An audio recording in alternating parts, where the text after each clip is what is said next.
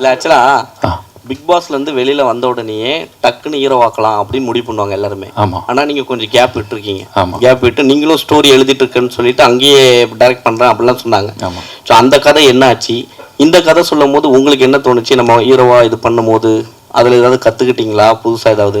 கண்டிப்பாக கற்றுக்கிட்டேன்னா, நான் வெளியில் வரும்போது நானும் தான் இப்போ பிக் பாஸில் ஜெயிச்சாச்சா அப்படின்னா வெளியில் வந்தோடனே டக்குன்னு ஹீரோ ஆகிடுவோம் அப்படின்ற எண்ணம் எனக்கு இல்லை. ஏன்னா நான் அசிஸ்டன்ட் டைரக்டராக வேலை செஞ்சதுனால இந்த ரியாலிட்டி என்னன்றது தெரியும். கதை தான் ஹீரோ.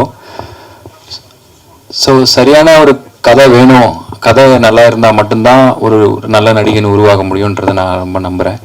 ஸோ அப்போ நான் வந்து ஒரு 5 வருஷத்துக்கு முன்னாடி நான் ஒரு இடத்துல சொல்லி ஓகே வாங்கியிருந்த ஒரு கதையை நீயே நடி, நான் சுரேஷ் சாருக்கு ஒரு கதை எழுதி வச்சுருந்தேன். ஸோ அந்த கதையை வந்து நீயே நடின்னு சொல்லி எனக்கு ஒரு வாய்ப்பு வந்துச்சு. ஸோ அந்த கதையை எழுத ஆரம்பிக்கும் போது எனக்கு ஒரு எல்லாத்துலேருந்தும் கட் ஆஃப் பண்ணிட்டு தனியாக போய் எழுத ஆரம்பித்தேன். அதில்